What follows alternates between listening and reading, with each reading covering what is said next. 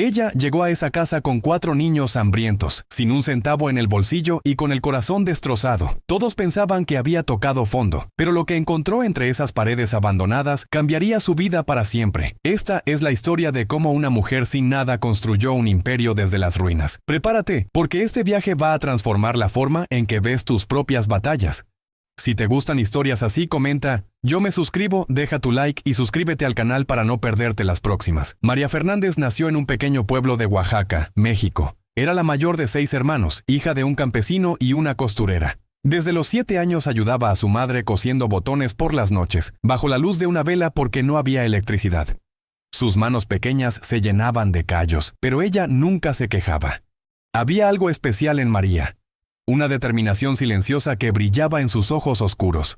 A los 16 años conoció a Roberto, un albañil del pueblo vecino. Era un hombre trabajador, de sonrisa fácil y sueños grandes. Algún día tendremos nuestra propia casa, le prometió mientras caminaban por los campos de maíz al atardecer. Se casaron 2 años después en una ceremonia sencilla. María llevaba el vestido de novia que ella misma había cosido durante 3 meses. No tenían dinero, pero tenían esperanza. Los primeros años fueron difíciles pero felices. Roberto trabajaba en construcción de lunes a domingo. María vendía tamales en el mercado local y cosía ropa por encargo. Así llegó Santiago, su primer hijo. Luego Gabriela, después los gemelos Mateo y Sofía. 4 bocas que alimentar, 4 futuros que construir. Vivían en un cuarto alquilado de 3 por 4 metros, pero había amor. Las paredes estaban decoradas con dibujos de los niños, y cada noche, antes de dormir, Roberto les contaba historias inventadas sobre un castillo mágico donde vivirían algún día. María trabajaba incansablemente. Despertaba a las 4 de la mañana para hacer tamales, llevaba a los niños a la escuela, cosía hasta la medianoche. Sus manos nunca descansaban. Había heredado de su madre no solo la habilidad con la aguja, sino también esa fuerza interior que convierte el dolor en poder. Cada peso que ganaba lo guardaba en una lata escondida bajo el colchón. Para la casa, le decía a Roberto. Para nuestro castillo. Pero la vida, María lo sabía bien, no regala nada. A los 32 años, cuando finalmente habían ahorrado suficiente para el enganche de una casita modesta, Roberto tuvo un accidente en la obra. Una viga mal asegurada cayó desde un 3er piso. Los médicos lucharon durante 14 horas. María rezó en la sala de espera con sus 4 hijos abrazados a ella, temblando de miedo. Santiago, el mayor, tenía apenas 9 años. «¿Mamá? ¿Papá va a estar bien?», preguntaba con lágrimas en los ojos. Roberto no sobrevivió. Murió 3 días después sin recuperar la conciencia. María se quedó viuda a los 32 años, con 4 hijos, sin seguro de vida porque Roberto trabajaba de manera informal, y con todos los ahorros gastados en el hospital. El día del funeral, mientras bajaban el ataúd, María sintió que se desmoronaba por dentro. Pero cuando vio los rostros asustados de sus hijos, algo se endureció en su interior. No podía romperse. No tenía ese lujo. Las semanas siguientes fueron un infierno silencioso. María intentó mantener el puesto de tamales, pero la tristeza la paralizaba. Se despertaba en las madrugadas llorando, ahogando los sollozos en la almohada para que los niños no la escucharan. Santiago, con su madurez forzada de 9 años, intentaba ayudar cuidando a sus hermanos. Gabriela, de 7, había dejado de hablar. Los gemelos, de apenas 5 años, preguntaban constantemente cuándo volvería papá. El dinero se acabó en 2 meses. María dejó de pagar la renta. La dueña de la vivienda, la señora Domínguez, una mujer de rostro duro y corazón más duro aún, tocó la puerta un martes por la mañana. «María, lo siento mucho por tu pérdida, pero necesito que desalojes. Tengo otros interesados en el cuarto». María le suplicó. Se arrodilló frente a ella con lágrimas en los ojos. «Por favor, señora, solo un mes más. Mis hijos, por favor». La señora Domínguez negó con la cabeza. «No es personal, es negocio». Esa noche María empacó las pocas pertenencias que tenían en 3 bolsas de plástico. Los dibujos de los niños, la foto de boda, la ropa que cabía, nada más. Al día siguiente, con sus 4 hijos caminando detrás de ella como patitos asustados, María salió del único hogar que sus hijos habían conocido. No tenía a dónde ir. Su familia vivía lejos y en condiciones igual de precarias. Los amigos ofrecían lástima pero no soluciones. Durante 5 días durmieron en el parque central, escondidos detrás de los arbustos. María les decía a los niños que era una aventura de campamento, como las que papá les contaba. Pero Gabriela lloraba en silencio y los gemelos tenían fiebre. Santiago la miraba con ojos que habían perdido la inocencia demasiado pronto. «Mamá, ¿vamos a vivir en la calle para siempre?». Fue entonces cuando María recordó algo. Años atrás, Roberto le había contado sobre una casa abandonada en las afueras del pueblo, cerca del cerro. Una propiedad vieja que pertenecía a un hombre que se había ido al norte y nunca regresó. La casa estaba en ruinas, decían. Nadie la quería, pero tenía techo. Y María ya no tenía orgullo que perder, solo hijos que proteger. Una tarde de octubre, con el sol comenzando a ocultarse, María tomó las 3 bolsas y la mano de Sofía. «Vamos, niños, vamos a nuestro nuevo hogar». Caminaron durante 40 minutos por un sendero de tierra. Los niños estaban cansados, hambrientos, asustados. Finalmente, entre la maleza y los árboles, apareció la estructura. Era peor de lo que María había imaginado. La casa era de adobe, con el techo medio caído, las ventanas sin vidrios, la puerta colgando de una sola bisagra. Las paredes estaban cubiertas de musgo y grafiti. Había basura por todas partes, botellas rotas, periódicos viejos, lo que parecían restos de fogatas de indigentes. El olor a humedad y abandono era penetrante. Mateo empezó a llorar. «Mamá, aquí viven fantasmas». María tragó saliva. Sentía ganas de sentarse en el suelo y rendirse. Pero vio las caras de sus hijos esperando que ella fuera fuerte, que ella tuviera las respuestas. Entonces hizo lo único que podía hacer. Sonrió. «No hay fantasmas, mi amor. Solo hay oportunidades. Vamos a convertir esta casa en nuestro castillo, como papá siempre quiso». Entraron con cuidado. El interior era desolador. Había un solo cuarto grande con el piso de tierra. En una esquina, los restos de lo que alguna vez fue una cocina. Una estufa oxidada y un fregadero sin agua. En otra esquina, un colchón viejo cubierto de moho. Pero había algo más. Y fue cuando María lo vio que sintió un escalofrío recorrerle la espalda. En la pared del fondo, medio oculto por tablas de madera podrida, había un armario empotrado. María se acercó con curiosidad. Lo abrió con dificultad. Las bisagras chirriaron como en una película de terror. Dentro, para su sorpresa, había cajas. Cajas de cartón polvorientas, apiladas unas sobre otras. Su corazón comenzó a latir más rápido. «Niños, quédense atrás», dijo con voz temblorosa. Santiago se acercó de todos modos, valiente como siempre. María abrió la primera caja. Dentro había telas, rollos y rollos de tela de diferentes colores y texturas. Sedas, algodones, linos, terciopelos. Debía haber más de 50 rollos, todos en perfecto estado, protegidos del tiempo por el armario cerrado. En otra caja había hilos de todos los colores, botones de nácar, encajes, cintas, agujas de diferentes tamaños. María se quedó sin aliento. Había más cajas. En una encontró una máquina de coser antigua pero funcional. Una Singer de pedal de los años 70, pesada como el hierro mismo. En otra, patrones de costura, revistas de moda antiguas, libros de diseño.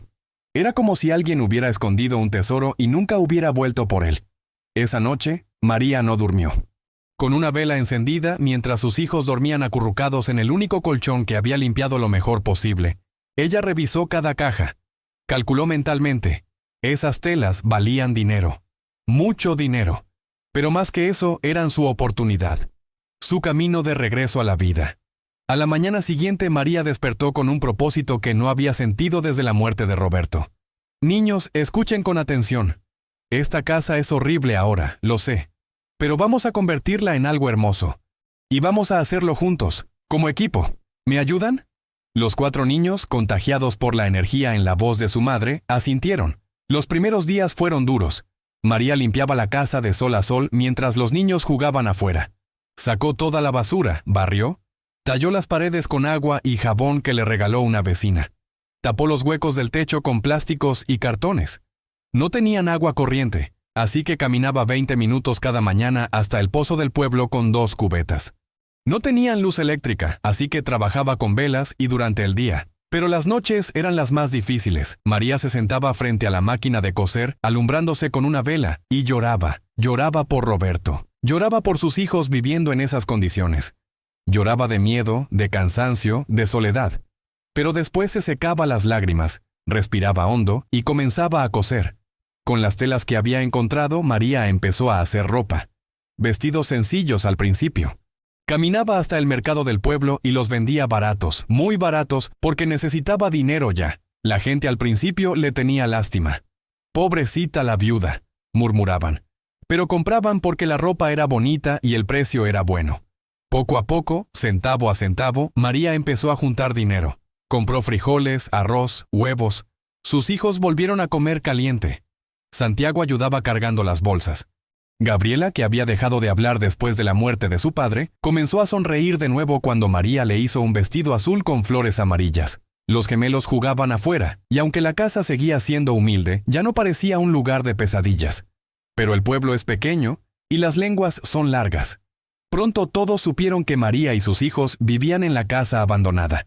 Algunos la admiraban, otros la juzgaban. «Esa mujer está loca. Va a criar a sus hijos como indigentes». Las madres no dejaban que sus hijos jugaran con los de María. En la escuela, Santiago empezó a sufrir bullying. «Tu mamá es una indigente. Vives en una casa de fantasmas». Un día, Santiago llegó a casa con la cara golpeada y el uniforme roto. Se había peleado con 3 niños que se burlaban de su familia. María lo abrazó mientras él lloraba.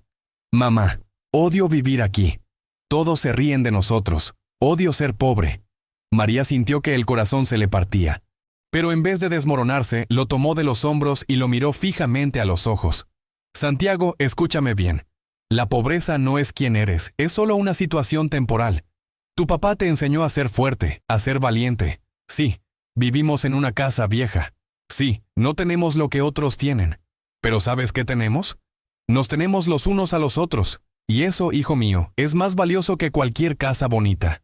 Algún día, te lo prometo, esto va a cambiar. Pero necesito que confíes en mí». «¿Confías en mí?».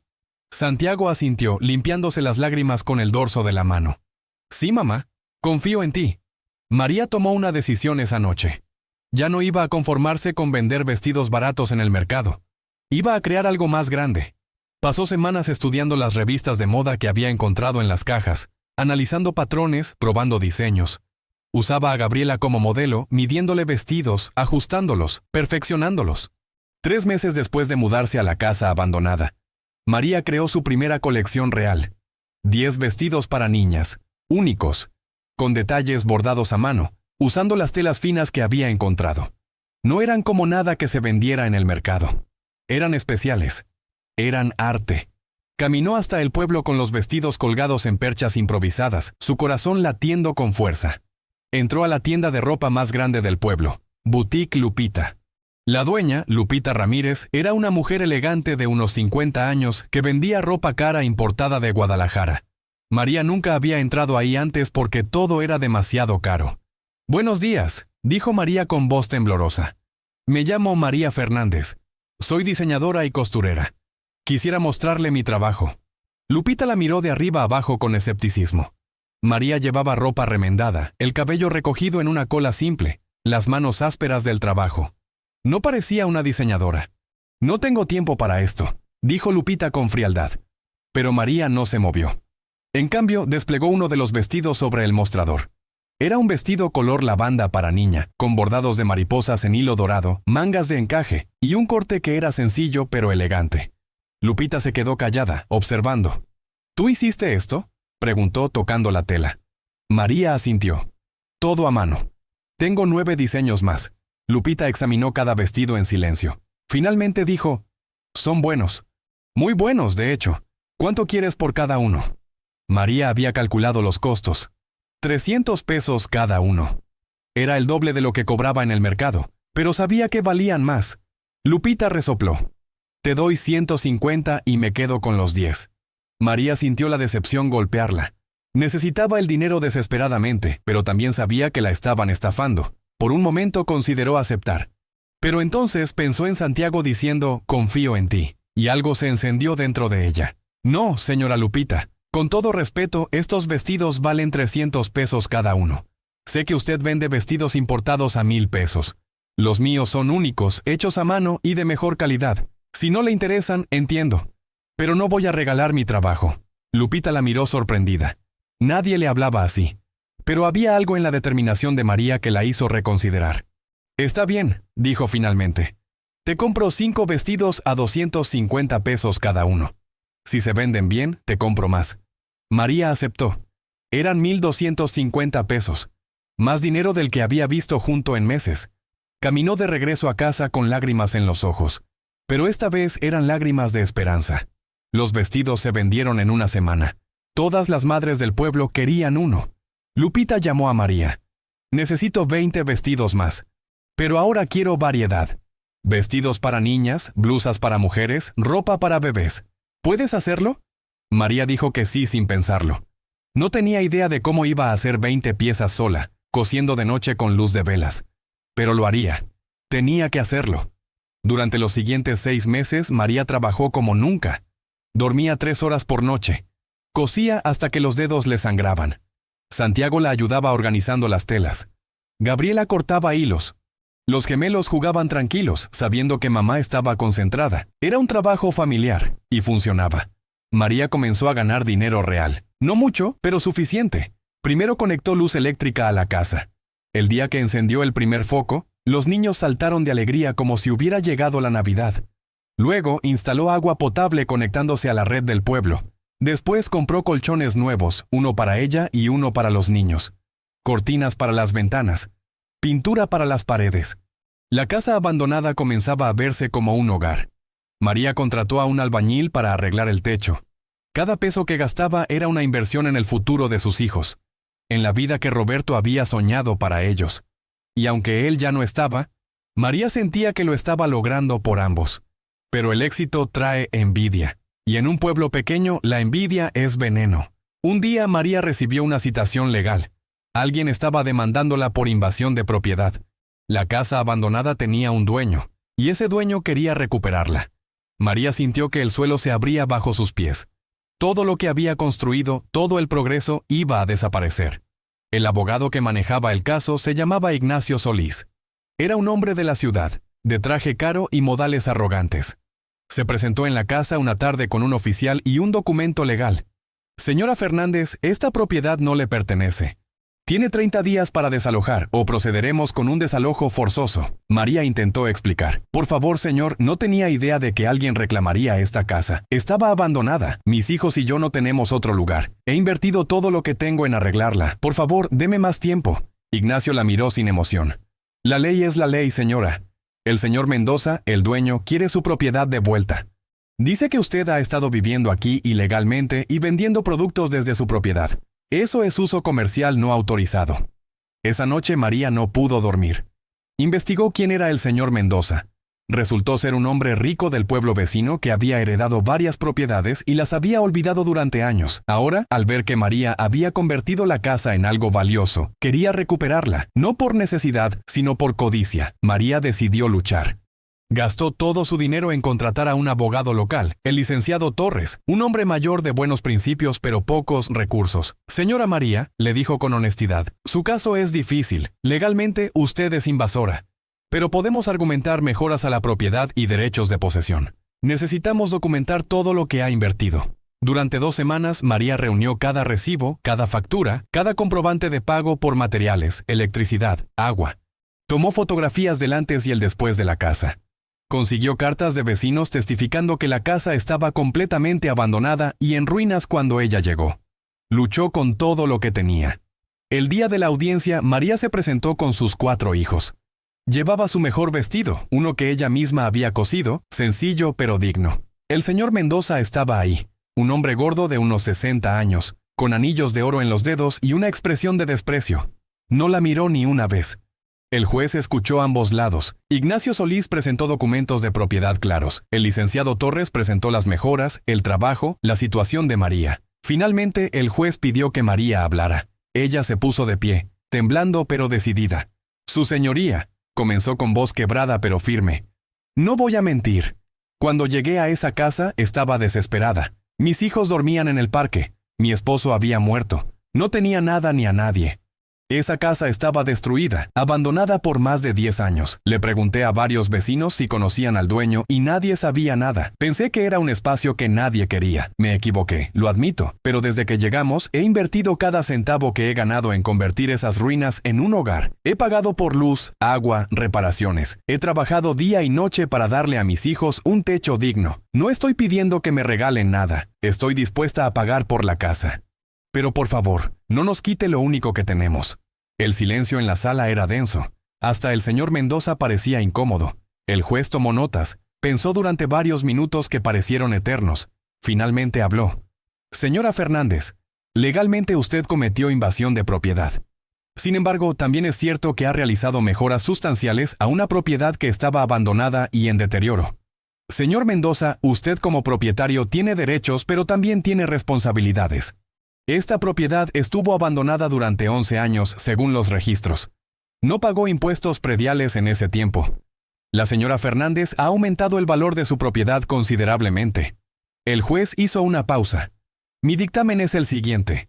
La señora Fernández debe pagar al señor Mendoza el valor catastral de la propiedad en su estado original, más los impuestos atrasados. Tiene 18 meses para reunir el dinero. Si cumple con los pagos, la propiedad será transferida a su nombre.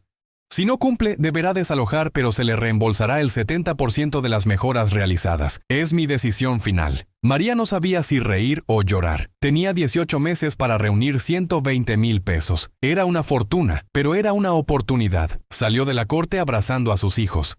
Lo vamos a lograr, les dijo. Juntos lo vamos a lograr. María sabía que vender vestidos en una boutique local no sería suficiente para reunir 120,000 pesos en 18 meses. Necesitaba pensar más grande, mucho más grande. Esa noche, mientras sus hijos dormían, María tomó una decisión que cambiaría todo. Iba a crear su propia marca. Con los ahorros que le quedaban, compró una computadora usada y aprendió a usar Internet. Un vecino le enseñó lo básico. María pasaba las madrugadas investigando sobre redes sociales, marketing digital, ventas en línea. A sus 33 años nunca había usado una computadora, pero aprendió, porque tenía que hacerlo. Creó una página en Facebook llamada Diseños María, Ropa con Alma. Tomó fotografías de sus creaciones con un celular prestado. No eran fotos profesionales, pero mostraban la calidad de su trabajo. Escribió su historia. No la endulzó, no mintió. Contó la verdad. Viuda, 4 hijos, luchando por salvar su hogar. La vulnerabilidad, descubrió, conecta. Las primeras semanas no pasó nada. 0 ventas online. María quería rendirse. Pero Santiago, ahora de 10 años, le dijo, «Mamá, en la escuela nos enseñaron que las empresas grandes empezaron así, sin nada, tú puedes». Esas palabras la mantuvieron adelante. Entonces sucedió algo inesperado. Una bloguera de moda de Puebla vio sus diseños, quedó impresionada por la historia y compartió la página con sus 100,000 seguidores. En 24 horas, María recibió 200 pedidos. Entró en pánico. No tenía forma de cumplir con 200 vestidos ella sola. Pero recordó algo, en el pueblo había muchas mujeres como ella. Mujeres que sabían coser, que necesitaban trabajo, que tenían talento pero no oportunidades. María las buscó una por una, reunió a 6 costureras en su casa. Les propongo algo, les dijo. Yo les enseño mis diseños, les proveo las telas y les pago por pieza. Juntas podemos hacer esto grande. Así nació el primer taller de diseños María. 7 mujeres cosiendo en una casa que alguna vez fue un montón de escombros. Trabajaban de 8 de la mañana a 6 de la tarde. María había convertido uno de los cuartos en taller de producción. Las mujeres hablaban, reían, se apoyaban mutuamente. Muchas también eran madres solteras o viudas. Se entendían. Los pedidos empezaron a llegar constantemente. María creó un sistema. Cada prenda tenía una etiqueta con el nombre de la costurera que la hizo. Hecho con amor por Rosa. O creado por Carmen. Los clientes amaban esa conexión humana. No estaban comprando solo ropa. Estaban apoyando sueños. En 6 meses, María había ganado 80,000 pesos. Estaba más cerca de su meta, pero el tiempo corría. Los pagos al señor Mendoza tenían que empezar. Hizo el primer pago de 10,000 pesos. 11 pagos más por delante. La presión era inmensa. Pero entonces llegó el golpe más duro. Una de las costureras, por necesidad de dinero rápido, copió los diseños de María y empezó a venderlos más baratos por su cuenta. Otras costureras la siguieron. En 2 semanas, María perdió a 4 de sus 7 trabajadoras y vio cómo sus diseños se vendían en el mercado a la mitad del precio. Se sintió traicionada, lloró de rabia. Había confiado en esas mujeres, las había ayudado y así le pagaban. Quiso renunciar a todo. «No puedo más», le dijo a Santiago una noche. «La gente es mala. No importa cuánto ayudes, siempre te traicionan». Santiago, con una madurez que no correspondía a sus 10 años, le respondió. «Papá siempre decía que el carácter no se construye cuando todo va bien, sino cuando todo va mal. Tú eres más fuerte que esto, mamá. María respiró hondo. Tenía razón. En vez de rendirse, innovó. Empezó a crear diseños más complejos, únicos, imposibles de copiar sin su nivel de habilidad. Registró su marca legalmente. Aumentó la calidad al punto que sus prendas no tenían competencia. Y algo más importante, perdonó. Porque guardar rencor solo la lastimaría a ella. Con 3 costureras leales que se quedaron, María siguió adelante. Aceptó un pedido enorme, uniformes escolares personalizados para 3 escuelas privadas. Era riesgoso. Si fallaba, perdería credibilidad y dinero. Pero si lo lograba, sería el empujón final que necesitaba. Trabajaron 20 horas al día durante 2 meses. María apenas dormía. Gabriela, ahora de 9 años, ayudaba planchando. Los gemelos empacaban. Santiago manejaba las entregas en bicicleta. Era un esfuerzo familiar total. Hubo momentos en que María pensaba que no lo lograrían. Pero siguieron. Un día a la vez. Una puntada a la vez. Entregaron los uniformes a tiempo.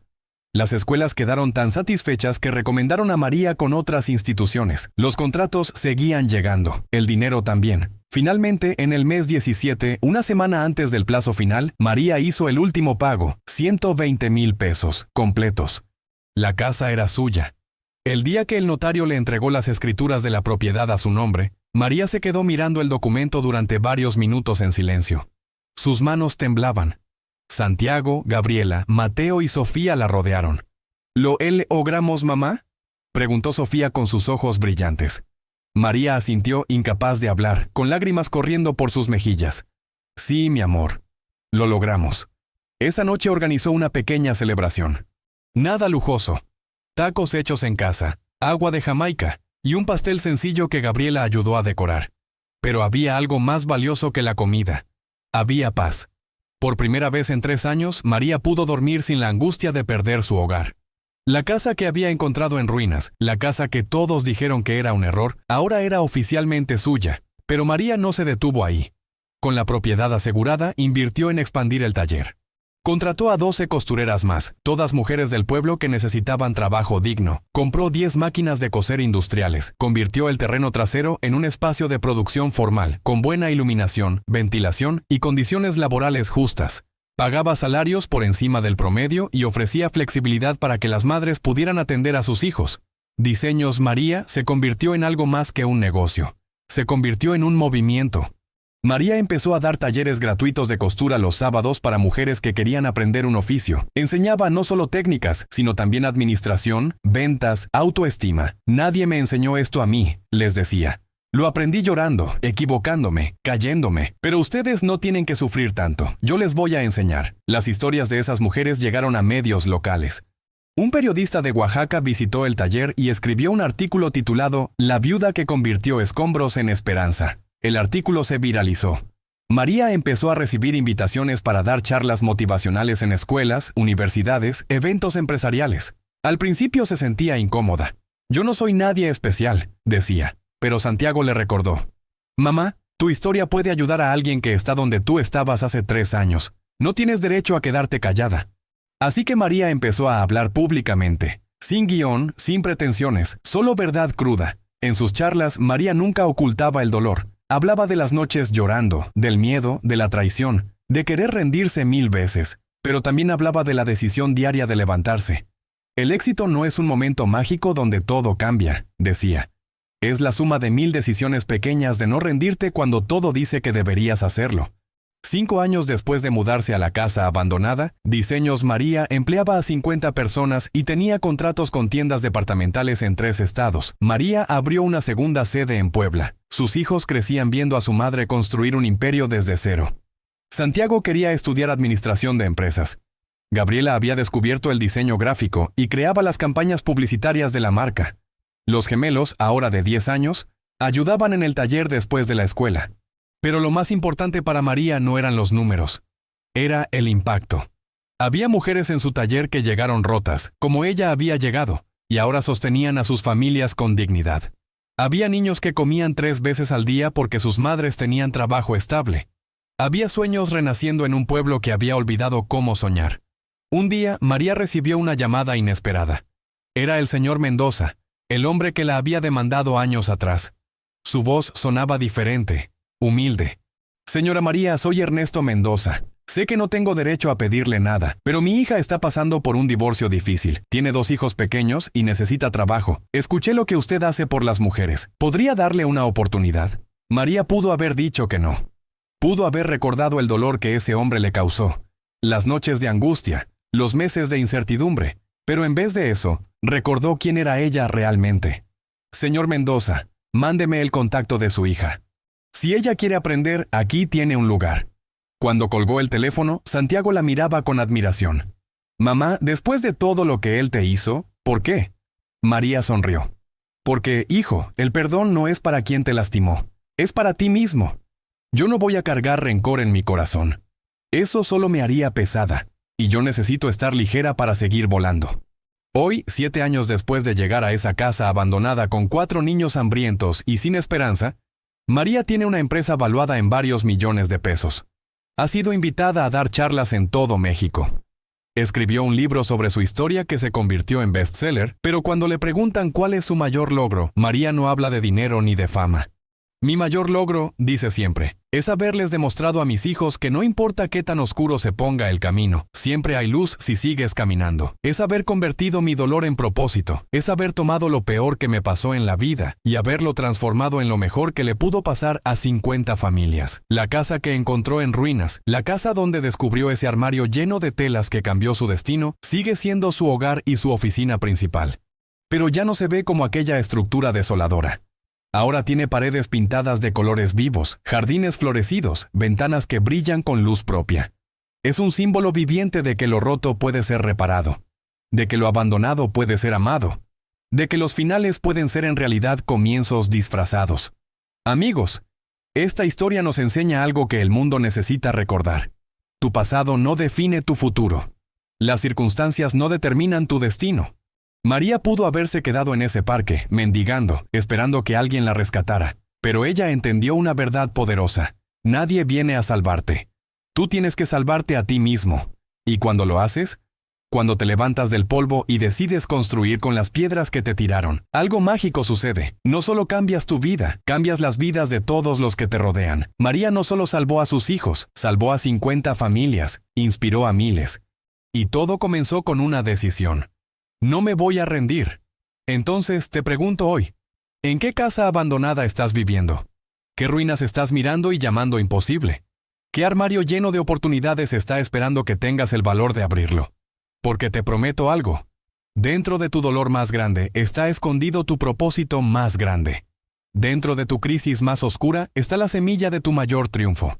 No necesitas tener todo resuelto. No necesitas saber cómo vas a lograrlo. Solo necesitas dar el primer paso. Solo necesitas decidir que hoy, en este momento, vas a dejar de ser víctima y vas a convertirte en arquitecto de tu propia vida. María lo hizo con 4 hijos. Sin dinero, sin educación formal, sin red de seguridad. ¿Qué excusa tienes tú? La vida no te pregunta si estás listo. Te lanza las tormentas de todos modos. Pero en cada tormenta hay una lección. En cada caída hay una oportunidad de levantarte más fuerte. Y en cada final doloroso hay un nuevo comienzo esperando que seas lo suficientemente valiente para empezarlo. Así que no esperes el momento perfecto, no esperes tener más recursos, no esperes que alguien te dé permiso. Empieza hoy, empieza ahora, con lo que tienes, donde estás, siendo quien eres, porque el éxito no es para los que tienen ventajas, es para los que tienen determinación. María Fernández nos demostró que una viuda sin nada puede construir un imperio, que una casa abandonada puede convertirse en un hogar lleno de vida. Que los momentos más oscuros son exactamente donde se forjan los espíritus más brillantes, y que al final del día no importa cuántas veces caigas. Lo que importa es que cada vez que caes, decides levantarte una vez más. La pregunta que queda flotando en el aire es esta: ¿qué vas a construir tú con tus ruinas? Porque todos tenemos ruinas. Todos hemos visto casas abandonadas en nuestras vidas. La diferencia está en quién decide entrar, limpiar, reconstruir y convertir esos escombros en un palacio. Que la historia de María te recuerde que tu vida no está escrita en piedra, está escrita en decisiones, y hoy, ahora mismo, puedes decidir que tu historia no termina en la tragedia. Puede empezar ahí. Y lo que construyas después puede ser tan hermoso que haga que valiera la pena cada lágrima, cada noche sin dormir, cada momento de duda. Porque al final no recordamos las vidas que fueron fáciles, recordamos las vidas que fueron valientes.